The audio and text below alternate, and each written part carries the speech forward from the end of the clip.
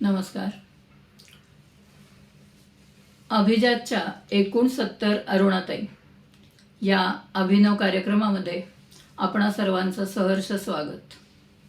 या कार्यक्रमामध्ये सहभागी होण्याची मला संधी मिळाली याबद्दल धन्यवाद. अरुणाताईंना वाढदिवसानिमित्त शुभेच्छा देते. साहित्य क्षेत्रामधलं एक आदरयुक्त नाव म्हणजे आदरणीय अरुणाताई ढेरे.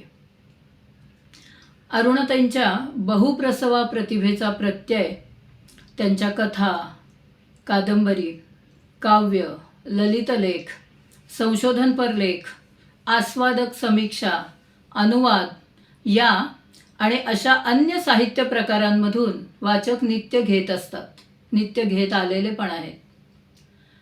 अरुणाताईंचे काव्यसंग्रह जर बघितले तर त्या काव्यसंग्रहांमधून आपल्याला त्यांची संवेदनशीलता दिसते, विषयांचं वैविध्य दिसतं, त्यांचं हळवं मन दिसतं आणि तसंच त्रयस्थ वृत्तीसुद्धा दिसते. आज अरुणाताईंच्या स्त्रीला केंद्रीभूत ठेवून ज्या काही काव्यांमधून त्यांनी विचार व्यक्त केलेले आहेत त्यातल्या काही कविता मी आज वाचून दाखवणार आहे. निळ्या पारदर्शक अंधारात आणि ऊन उतरणीवरून अशा 2 काव्यसंग्रहांमधून या कविता घेतलेल्या आहेत. खरं तर मुलीचा जन्म झाला की सगळ्यांनाच दुःख होतं. तसंच या कवितेमधल्या वडिलांना सुद्धा दुःख झालं आणि त्यावरून ती आई त्या मुलीच्या पाठीशी खंबीरपणे कशी उभी राहिली आणि मग तिची पुण्याई काय म्हणून कामाला आली की ज्या वेळेला ही मुलगी पुढे होऊन खूप मोठं कर्तृत्व गाजवते. हा सगळा विषय आशय या पुण्याई नावाच्या कवितेमधून अरुणाताई आपल्यासमोर मांडतात. कविता. पोर जन्मा आली तेव्हा बाप म्हणाला कचरा. पोर जन्मा आली तेव्हा बाप म्हणाला कचरा. मीच म्हणाले असू द्या माझ्या जीवाला आसरा. माझ्या दुःखाबरोबर पोर वाढली सुखानं. माझ्या दुःखाबरोबर पोर वाढली सुखानं. सूर्यकळी उमलावी जशी वेढून धुक्यानं. माझी स्वप्न मुठीमध्ये तिच्या सारली केव्हाची. माझी स्वप्न मुठीमध्ये तिच्या सारली केव्हाची. सारं समजून घेत मोठी झाली हो लाडकी. तिने निवडला कंथ सखा जीवाचा बघून. तिने निवडला कंथ सखा जीवाचा बघून. तिच्या आतल्या दिव्याने मीच गेले उजळून. दोन्ही घरांचे कळस तिच्यामुळे उंच गेले. तिचे वेगळे भविष्य तिचे तिने घडवले. तिचे वेगळे भविष्य तिचे तिने घडवले. पुत्र पोटी नाही आला नाही उणे झाले काही. पुत्र पोटी नाही आला नाही उणे झाले काही. जिला ओळख स्वतःची जिला ओळख स्वतःची अशा लेकीची मी आई. अशा लेकीची मी आई. माझी केवढी पुण्याई. अजून एका कवितेमध्ये स्त्रीला तिचं बालपण नेहमी आठवत असतं आणि हा संवेदनशील विषय घेऊन तिच्या बालपणात ती कितीदा डोकावते. अशा अनेक स्त्रिया असतात. त्यातल्या एका स्त्रीचं मन हदग्याच्या पावसात या कवितेमध्ये अरुणाताई चितारतात. ऐकूया. हदग्याच्या पावसात. हदग्याच्या एखाद्या पावसात उलगून जाते विस्मरण. हदग्याच्या एखाद्या पावसात उलगून जाते विस्मरण आणि नादावल्या काळाचे अंगण पुन्हा दिसू लागते. आणि नादावल्या काळाचे अंगण पुन्हा दिसू लागते. पाय नाचू लागतात. जुनी हरवलेली गाणी मिळतात. आभाळाच्या हत्तीभोवती फेर धरण्या इतके पुन्हा लहान होतो आपण. आभाळाच्या हत्तीभोवती फेर धरण्या इतके पुन्हा लहान होतो आपण. हातावर टेकवलेली खिरापत तसे हसावे कुणी आणि गोड व्हावा सरता दिवस. असे आपसूक मिळतात सुखाचे क्षण. सगळ्या भवतालावरचा बाळविश्वास नकळत आपल्यात रुजून मोठा झालेला दिसतो पुन्हा. आणि करावासा वाटतो परत एकदा. आभाळा एवढ्या आयुष्याभोवती फेर धरत आत बाहेर चिंब भिजण्याचा सचैल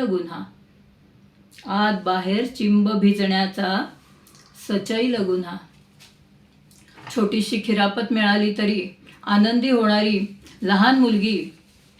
आपल्या आयुष्यामध्ये सुद्धा असेच लहान लहान क्षण, आनंदाचे क्षण पुढे स्त्री टिपत राहते, हे या कवितेमधून आपल्या समोर येतं. अनेक स्त्रिया अंतर्मनाने खरं तर जोडलेल्या असतात आणि आतून सगळ्यांचं दुःख, सुख, आनंदी क्षण, समाधानाच्या गोष्टी या सगळ्या एक असतात खरं तर. आणि ही जी आतली ओळख आहे ती प्रत्येकीची असते, पण तसं बोलून कोणी दाखवत नाही एकमेकींशी, किंवा या संसाराच्या रामरगाड्यात तेवढा वेळही त्यांना मिळत नसेल.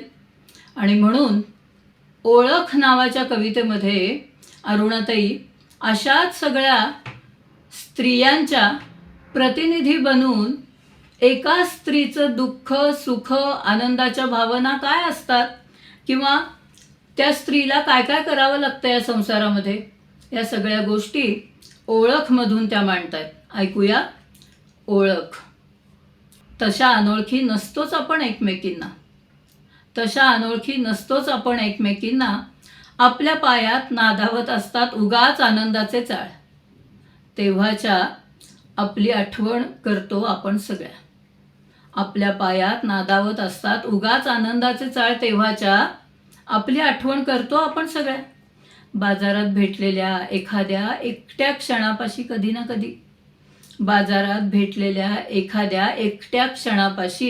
कधी ना कधी आपल्या डोळ्यांमधलं निर्भय आभाळ मिटवून गाडून टाकतात आपली नजर जमिनीत कायमची. ते लोक आपलेच असतात, आपलेच प्रियजन. याचा दुस्सह अनुभव घेतोच आपण सगळ्या कधी ना कधी. आपण नांदवतो आपला पुरुष त्याच्याच चमकदार खुराशिंगांसकट. निभावतो संसार, लिंपतो चिरा भेगा स्वतःच्या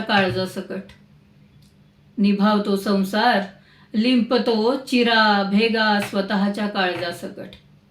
पोटात बसणाऱ्या लाथा चुकवून सांभाळतो आपली रहस्य पोटातच. हसतो आपण मनातल्या मनात आपल्याला शोधून दमलेल्या जगातल्या शहाण्या पुरुषाला. आणि आपल्याला तसलं हसता येतं हेही तो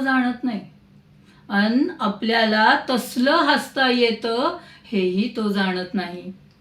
मनात आणलंच तर जग हसून पेटवू शकतो आपण. पण तसलं काही मनातही आणत नाही. आपण किती ओळखतो एकमेकींना.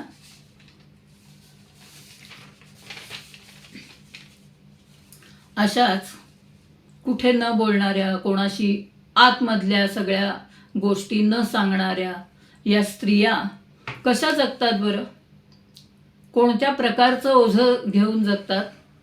तर अरुणाताई सांगतायत, काळोखाचं प्रचंड ओझं स्त्रियांच्या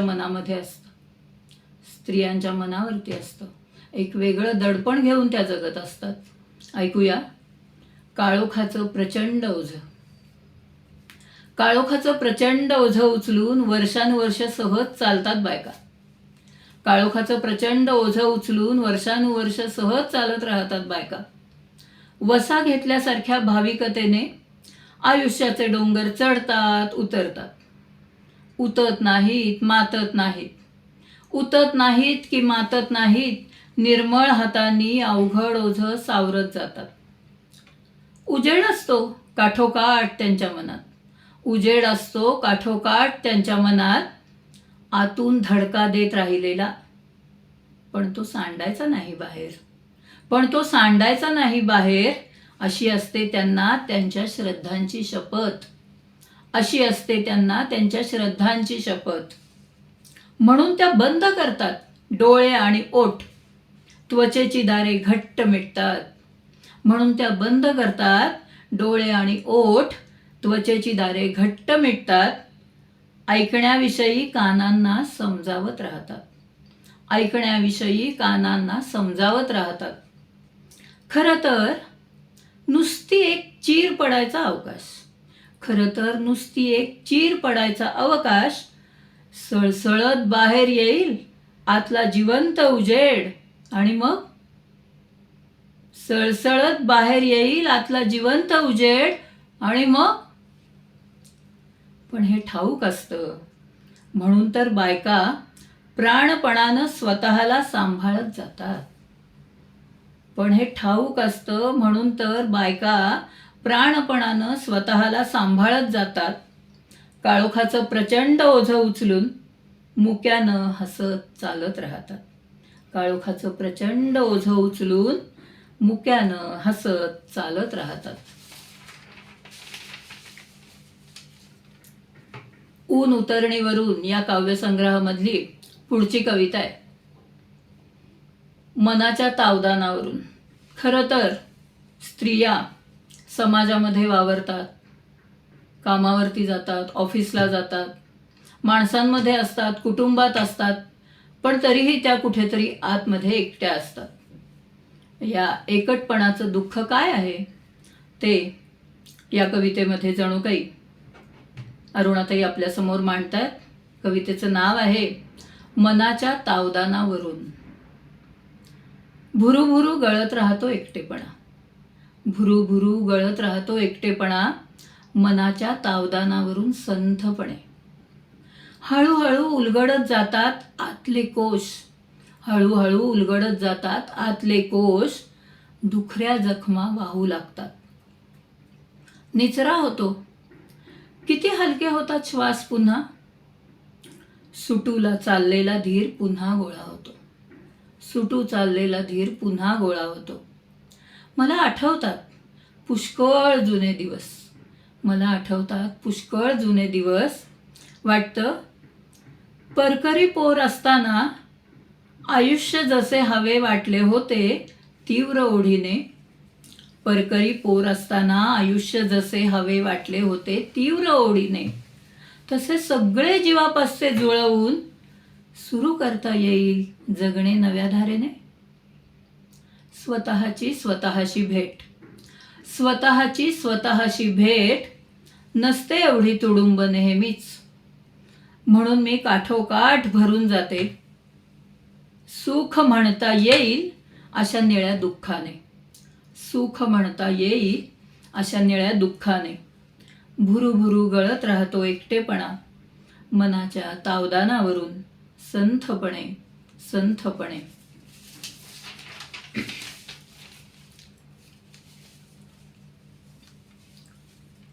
पुढची एक कविता आहे.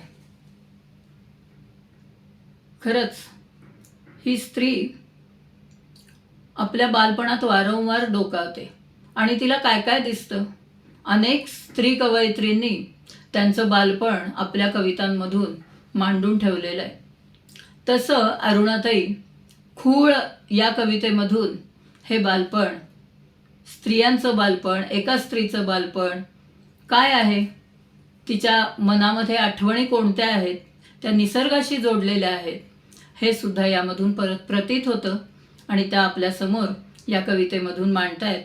पुन्हा इथे त्यांची संवेदनशीलता दिसते आणि स्त्रीचं भूतकाळात डोकावणं तेही आपल्याला ही कविता बरोबर घेऊन येते. कवितेचं नाव आहे खूळ. काव्यसंग्रह आहे ऊन उतरणीवरून. एखादा उन्हाचा कवडसा नाचत राहावा पाण्यावर. एखादा उन्हाचा कवडसा नाचत राहावा पाण्यावर. तसे तिला आठवते सगळे पावलांखालून निसटलेले. तसे तिला आठवते सगळे पावलांखालून निसटलेले. बिट्ट्यांसारख्या ठक्क वाजवत झेलता येतात जुन्या गोष्टी. बिट्ट्यांसारख्या ठक्क वाजवत झेलता येतात जुन्या गोष्टी. जरा नाक फुलवले तर वास येतात भूतकाळातले कुठले कुठले. जरा नाक फुलवले तर वास येतात भूतकाळातले कुठले कुठले. हटकून आठवतो तिला तो झळझळता हिरवा आंबा. हटकून आठवतो तिला तो झळझळता हिरवा आंबा. आणि त्यावरचे ते फुगीर पाखरू छाती भरून गाणारे. उतट पानांमधून येणारे उकळत्या रक्तासारखे गाणे. उतट पानांमधून येणारे उकळत्या रक्तासारखे गाणे. आठवते वेगाने काळजात उतरणारे. खुळावल्यासारखी गात सुटलेली ती तरुण वर्ष. खुळावल्यासारखी गात सुटलेली ती तरुण वर्ष. ते दिवस दुधामधाच्या धारेने दूरवर वाटत गेलेले. ते दिवस दुधामधाच्या धारेने दूरवर वाटत गेलेले.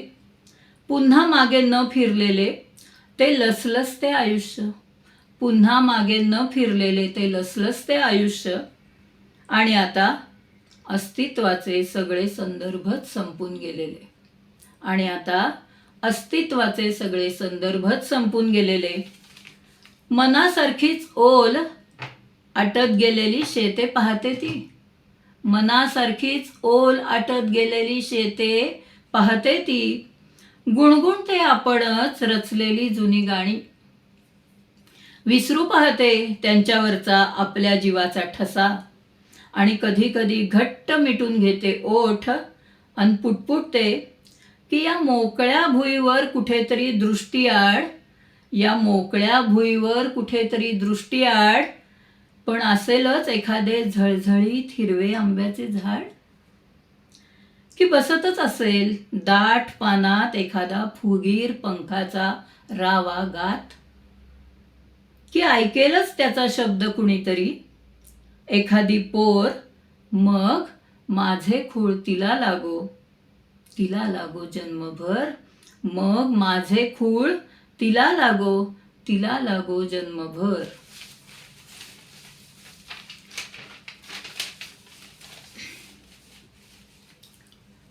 असं प्रत्येक स्त्रीला वाटतं की हा माझा बालपणातला जो ठेवा आहे, आनंदाचा वसा आहे, तो कोणाला तरी मिळायला पाहिजे आणि कुणीतरी घेणारं असेलच.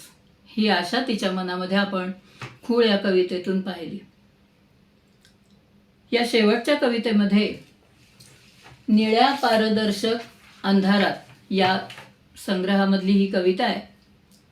या कवितेमधली स्त्री काय करते तर वाढणाऱ्या गोष्टीला प्राधान्य देते आणि स्वतः हळूच बाजूला होते. हे इथे तिने सांगितलंय त्या स्त्रीने. आणि निसर्गाशी जवळीक कशी आहे, निसर्गाला ती त्या छोट्या मुलीला तिच्या कशी सोपवते, हे सुद्धा आपण या कवितेमधून पाहणार आहोत. शेवटची कविता वाढणारी गोष्ट. कवितेचं नाव आहे वाढणारी गोष्ट. आनंदाने टाळ्या वाजवत छोटीने हाक मारली. आनंदाने टाळ्या वाजवत छोटीने हाक मारली. आई ये ना, बघ ना. बघितली हिरव्यागार पोक्त पानांच्या कुशीत ताजी लुसलुशीत पालवी. बघितली हिरव्यागार पोक्त पानांच्या कुशीत ताजी लुसलुशीत पालवी. अगदी गुलाबी नवी. पाहिली आणि तुम्हाला म्हटलं, तुम्हाला म्हणजे निसर्गाशी संवाद आहे आता त्या आईचा. ती म्हणते तुम्हाला म्हटलं, हे झाडांनो, पाखरांनो, फुलांनो, तुम्ही मला आजवर जे दिलं त्याच्या बळावरच मी इथवर आले आहे. तुम्ही मला आजवर जे दिलं त्याच्या बळावरच इथंवर आले आहे आणि कृतज्ञतेची खूण म्हणून ही लहानगी तुमच्या हवाली करते आहे. कृतज्ञतेची खूण म्हणून ही लहानगी तुमच्या हवाली करते आहे. आता हिला वाढवण्याचा जिव्हाळा तुमचा. कारण म्हाताऱ्या काळाची कापरी हाक मी ऐकते आहे. म्हाताऱ्या काळाची कापरी हाक मी ऐकते आहे आणि मिटणाऱ्या कोणत्याही गोष्टीपेक्षा वाढणारी जिवंत गोष्ट अधिक मोलाची असते. आणि मिटणाऱ्या कोणत्याही गोष्टीपेक्षा वाढणारी जिवंत गोष्ट अधिक मोलाची असते. हे तर तुम्हीच मला समजावलं आहे. अशा या स्त्रियांच्या भावविश्वामधल्या कविता अरुणाताई सातत्याने लिहित राहतात. वेगवेगळ्या काव्यसंग्रहांमधून त्या मांडत राहतात आणि आपल्यासमोर अरुणाताई त्यांचं हळवं मन, स्त्रीची जीवनाकडे बघण्याची दृष्टी, या सगळ्या गोष्टी त्या कवितेमधून आपल्यासमोर येत राहतात. पुन्हा पुन्हा वाचत राहूया, ऐकत राहूया अरुणाताईंच्या कविता. धन्यवाद.